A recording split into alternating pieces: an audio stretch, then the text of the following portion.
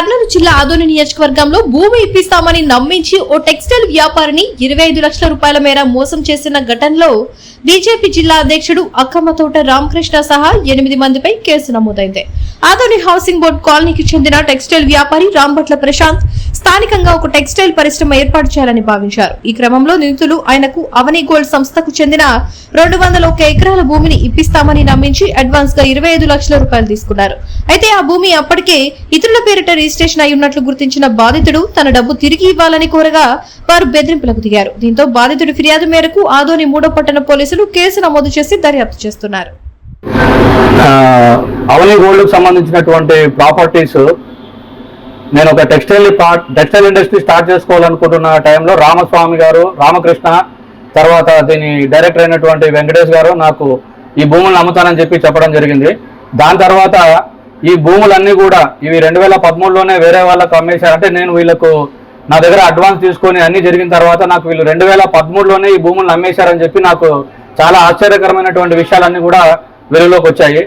తర్వాత నేను వీళ్ళని ఎన్నిసార్లు అడిగినా కూడా రకరకాలుగా చెప్తూ వీళ్ళు దీనికి సంబంధించిన ఉన్నాయి చేస్తామని చెప్పి అనుకుంటూ వచ్చారు. యాక్చువల్లీ వీళ్ళు నాకు స్టార్టింగ్లో వీళ్ళు మొట్టమొదటిసారి నా దగ్గరకు వచ్చినప్పుడు కోర్టులో సిఐడి కేసుకు సంబంధించినటువంటి కాపీని నాకు ఇచ్చారు.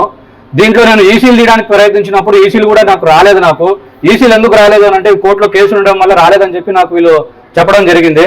దాని తర్వాత వీళ్ళు 21వ తారీఖు జూలై 21వ తారీఖు 2025 సంవత్సరంలో నా దగ్గర 25 లక్షల రూపాయలు దీనికి సంబంధించినటువంటి పత్రాలన్నీ కూడా నాకు అగ్రిమెంట్ చేయిస్తారని చెప్పి నమ్మబలికి ఓనర్స్ వస్తారని చెప్పారు. నేను కర్నూలుకి వచ్చిన తర్వాత ఓనర్స్ వాళ్ళు ఎవరు కూడా రాలేదు. తర్వాత వీళ్ళు నా దగ్గరికి వాళ్ళే వస్తారు మాకు డబ్బులు ఇచ్చిపోమని అంటే నేను వాళ్ళకి డబ్బులు కూడా ఇచ్చాను సార్. వాళ్ళకు 8 లక్షల రూపాయలు రామకృష్ణకు చెక్కు రూపంలో ఇచ్చాను. తర్వాత 17 లక్షల రూపాయలు వాళ్ళు చెప్పిన డిమాండ్ ప్రకారంగా క్యాష్ వాళ్ళకు ఇచ్చి నేను వెళ్ళడం జరిగింది. 24వ తారీఖు జూలై 24వ తారీఖు దీనికి సంబంధించిన వ్యక్తులందరూ కూడా మా హైదరాబాద్లో ఉన్నటువంటి నా ఆఫీస్కి వచ్చి వీళ్ళు సంతకాలు చేయడం జరిగింది. తర్వాత 25వ తారీఖే నాకు అనుకోకుండా కొన్ని వేరే వ్యక్తుల వల్ల ఈ భూములు వీళ్ళు 2013లోనే అమ్మేశారు అని చెప్పి నాకు తెలిసిన తర్వాత నేను వెంటనే వీళ్ళకి సంప్రదించి ఇది ఇలా విధంగా అయింది కదా అని నేను వీళ్ళకు చెప్పాను. చెప్పిన తర్వాత అంటే మాకు అర్థమైపోయింది మమ్మల్ని వీళ్ళు మోసం చేశారు అని చెప్పి మాకు అర్థమైపోయింది. తర్వాత దీనికి సంబంధించిన డాక్యుమెంట్స్ అన్నీ నేను తీసుకొని వీళ్ళతో మాట్లాడిన తర్వాత వీళ్ళ దగ్గర ఎటువంటి విధమైన చలనము లేదు. మళ్ళీ పైగా వీళ్ళు మమ్మల్ని అంటే నేనే వీళ్ళకు డబ్బులు ఇవ్వాలి అది అని చెప్పేసి నా మీద రకరకాలుగా దుష్ప్రచారాలు చేస్తూ వీళ్ళు వెళ్ళారు. తర్వాత నేను వీళ్ళకి సంబంధించి నేను 2013లోనే వీళ్ళు అమ్మేశారు, నేను మోసపోయానని తెలుసుకున్నాను. తర్వాత వీరిని అడగగా రకరకాలుగా జవాబులు ఇస్తూ 4 రోజులు కాలయాపన చేయడం జరిగింది. తర్వాత దీని గురించి నేను పూర్తి విచారణ చేయగా దీనికి సంబంధించినవన్నీ కూడా నేను డాక్యుమెంట్స్ అన్ని కలెక్ట్ చేసుకోగా ఈ భూములలో ఉన్నటువంటివన్నీ కూడా 200 ఎకరాలకు సంబంధించిన భూముల్లో దగ్గర 160 ఎకరాలు భూములన్నీ కూడా వీళ్ళకు వేరే వాళ్ళకు అమ్మేశారని చెప్పి నాకు విత్ ఎవిడెన్స్లు అన్నీ ఉన్నాయి సార్ నా దగ్గర. ప్రతి దానికి కూడా నేను ఈసీలను అటాచ్ చేశాను. నాకు ఇచ్చిన డాక్యుమెంట్ ఇది, దానికి సంబంధించిన ఈసీలు ఇవన్నీ కూడా వీళ్ళు వేరే వాళ్ళకు అమ్మేశారని చెప్పేసి ఇక్కడ ఖచ్చితమైన ప్రూఫ్స్ అన్ని కూడా ఉన్నాయి. ఇంకా నిన్న ఆయన దీని ఎండి అయినటువంటి వెంకటేష్ గారు నిన్న అక్కడ వాడు మీడియా పెట్టేసి కర్నూలులో ఈ భూములు 200 ఎకరాల భూములు ఉన్నాయని ఇంకా వీళ్ళ ప్రజలకు దీని బాధితులకు అందరికీ న్యాయం చేకూర్చాలనుకుంటుంటే ఆదోని ఎమ్మెల్యే అయినటువంటి పార్థసారథి గారు ఇతను 50 ఎకరాలు అడిగారని చెప్పి అసలు పార్టీకి ఎటువంటి విధమైన సంబంధం లేకపోయినా కూడా దీన్ని కావాలని చెప్పి తప్పుదో పట్టించడానికి అని చెప్పేసి ఏమేమో వీళ్ళు రకరకాలైనటువంటి అబద్ధాలు చెప్పేసి పార్టీకి సంబంధించిన వ్యక్తులను దీనిలో ఇన్వాల్వ్ చేస్తున్నారు. నేను ఈ విషయమై నేను చాలా మంది పెద్దల దగ్గర చెప్పుకున్నాను. చివరిగా నేను రాష్ట్ర బీజేపీ అధ్యక్షులైనటువంటి మన మాధవ్జీ గారిని కూడా కలవడం జరిగింది. మాధవ్జీ గారు ఒకటే మాట చెప్పారు, ఎవరైనా కూడా తప్పు చేస్తే తప్పు శిక్ష అనుభవించాల్సిందే అని చెప్పేసి మాధవ్జీ గారిని కలిశాను. మా దయాకర్జీ గారిని కూడా నేను కలవడం జరిగింది. కానీ వీళ్ళు మారుతారు అనుకుంటే నేనే వీళ్ళకు ఇంకా రిటర్న్ లో డబ్బులు ఇవ్వాలని చెప్పేసి మా అధ్యక్షులకు వీళ్ళు ఇక్కడ డేట్ కూడా రాంగ్ రాసి పంపించారండి. వీళ్ళు అంటే ఇది ఏదో ముందే వీళ్ళు పంపించారు. మార్చి 3వ తారీఖు ఇది మా అధ్యక్షుల వారికి పంపించడం జరిగింది. నేనే వీళ్ళకు డబ్బులు ఇవ్వాలి, అగ్రిమెంట్లు తీసుకొని అగ్రిమెంట్లు అడిగితే నేను రిటర్న్ అడిగితే నేను ఇవ్వక వీళ్ళని భయభ్రాంతులకు గురి చేస్తున్నానని చెప్పి మళ్ళా నా మీదనే తప్పుడు ప్రచారాలు చేస్తూ నా పేరు ప్రతిష్టను వీళ్ళు భంగం కలిగిస్తున్నారని పత్రికాముఖంగా మీ అందరికీ తెలియజేస్తున్నాను సార్. సార్ దయచేసి దీని మీద ఈ కోర్టులో ఉన్నటువంటి దీని మీద ఇమీడియట్ గా సిఐడి సిబిఐ వాళ్ళు దీన్ని విచారణ జరిపించి కలెక్టర్ గారిని వేడుకుంటున్నాను. దీంట్లో ఎటువంటి విధమైన భూములు లేవు. ఇది ప్రతి ఒక్క అవని గోల్డ్ సంబంధించిన బాధితులందరికీ తెలియాలి అని మీ అందరికీ తెలియజేస్తున్నాను.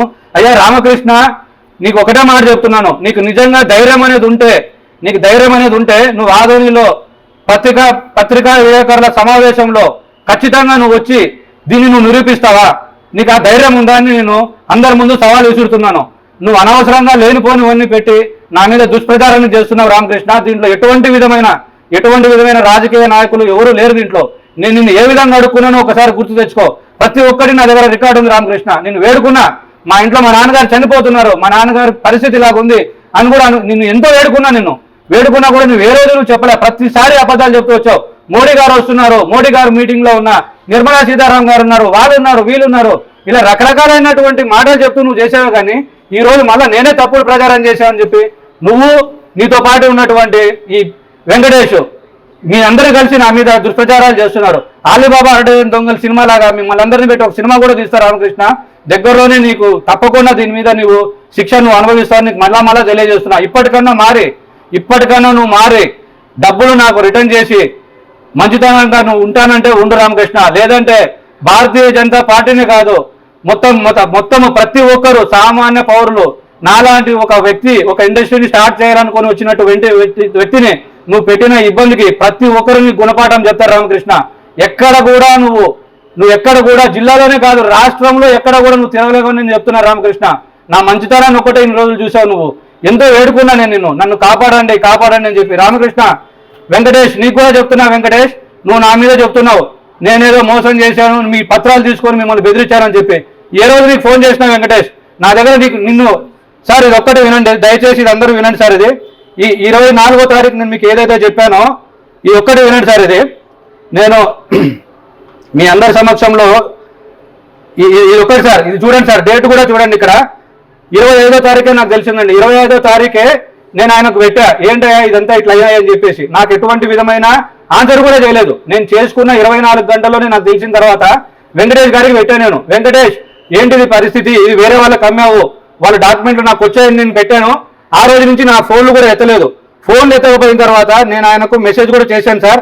ఈ వాయిస్ కూడా నేను ఆయనకు పెట్టానండి. నా దగ్గర అన్ని ఎవిడెన్స్లు ఉన్నాయి వాళ్ళకన్నీ. ఇది మీ అందరికీ నేను మీకు షేర్ చేస్తానండి. మీకు నేను వెంకటేష్ గారికి కూడా చెప్పాను. వెంకటేష్, మళ్ళా చెప్తున్నా, నువ్వు రామకృష్ణ మీరు ఇప్పటికన్నా కూడా మారండి. రామస్వామి అన్న, నేను నిన్ను చాలా నమ్మాను. నిన్ను రామస్వామి గారు మీకు మళ్ళీ చెప్తున్నా, మీరు ముందుంటానని చెప్పారు, నా తమ్ముడు అని చెప్పారు, నేను వెనకుంటా, ఎవరు ఏం ప్రాబ్లం చేసినా ఉంటా అన్నారు. ఈ రోజు ఇన్ని ప్రాబ్లంలు వచ్చిన తర్వాత ఎక్కడ పోయినావు రామస్వామి? ఎక్కడ పోయినావు నువ్వు? ఎన్నిసార్లు అడుక్కున్నా నేను నిన్ను, అన్న నా ఇంటి పరిస్థితి బాగాలేదు, కాపాడండి అని చెప్పి. నాకు మీకు ఎటువంటి విధమైన పర్సనల్ కక్షలు ఏమన్నా ఉన్నాయా రామస్వామి గారు? చెప్పండి. మిమ్మల్ని ఎంత నమ్మాను నేను. ఇదే వెంకటేష్ నా ఇంటికి వచ్చినప్పుడు నా ఇంట్లో కూర్చొని భోంచేశాడు సార్. భోంచేసి ఇంట్లో తిన్న ఇంట్లే నన్ను పొడిచెళ్ళాడు సార్. ఆయన నాకు ఇవ్వకుండా మళ్ళీ నా మీదనే చెప్తున్నాడు.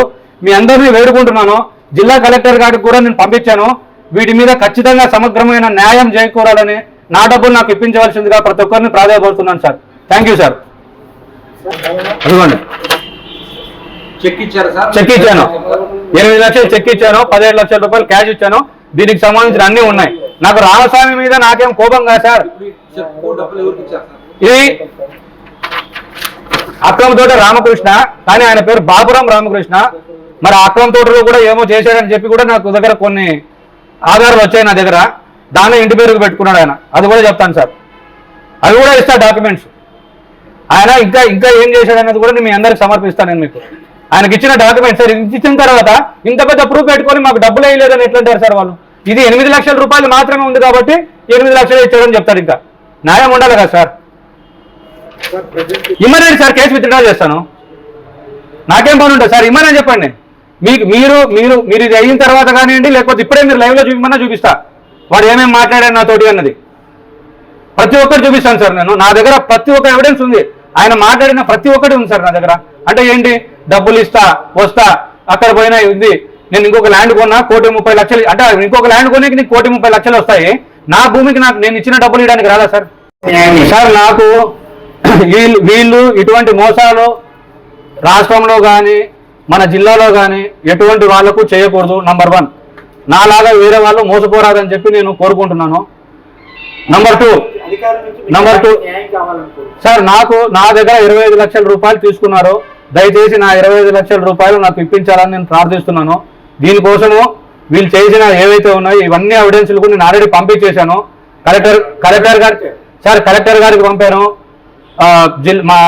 మన రాష్ట్ర అధ్యక్షులు మాధవ్ గారికి నేను పంపించాను. తర్వాత కార్యదర్శి అయినటువంటి మన దయాకర్ జీ గారికి నేను పంపించాను. ఇంకా దీనికి సంబంధించినవి ఇంకా ఎవరికైనా కానీ నేను ఇవ్వడానికి రెడీగానే ఉన్నాను సార్. వీళ్ళకైతే నేను పంపించేసాను అన్ని కూడా. ప్రతి ఒక్కటి కూడా వీళ్ళు అమ్మినటువంటి డాక్యుమెంట్ని పెట్టుకొని మళ్ళా చేస్తున్నారు. నాకు డబ్బులు కావాలి సార్. నేను చాలా ఇబ్బందుల్లో ఉన్నాను. నా ఇంటిని కూడా అమ్ముకున్నాను. ఇంకొకటి సార్, నాలాంటి వాళ్ళు ఇట్లా ఇండస్ట్రీస్ పెట్టుకోవాలని చెప్పి వస్తే ఇట్లా మోసాలు జరిగితే ఎవరు సార్ వచ్చి చేస్తారు? నేను ఏదో ఒక 100 మందికి 200 మందికి నేను ఎంప్లాయ్మెంట్ చేయించాలని చెప్పేసి నేను మంచి ప్రాజెక్టు తయారు చేసుకుని వచ్చే టైంలో నన్ను ఈ విధంగా మోసం చేస్తే నేను ఏం చేయాలో మీరే చెప్పండి సార్. నా డిమాండ్ ఒకటే సార్, ఇంకా నెక్స్ట్ ఇటువంటి వాళ్ళు ఎవరికి చేయకూడదు. దీని మీద రాష్ట్ర అధ్యక్షులు పూర్తిగా విచారణ జరిపించి వీరికి తగిన శిక్ష కూడా విధించాలని నేను కోరుకుంటున్నాను సార్. నా పేరు రాంభట్ల ప్రశాంత్ అండి. వివిడి న్యూస్ టీవీని తక్షణమే సబ్స్క్రైబ్ చేసుకోండి. నోటిఫికేషన్ కోసం బెల్ ఐకాన్ క్లిక్ చేయండి. మరిన్ని అప్డేట్స్ కోసం ప్రతి ఒక్క కుటుంబానికి ఉచిత ప్రకటనలు వచ్చే విధంగా మీకోసం మీ ముందుకు వివిడి న్యూస్ టీవీని ఏపీ ఫైబర్ నందు 99వ ఛానల్ మరియు యూట్యూబ్ నందు వీక్షించెదరు.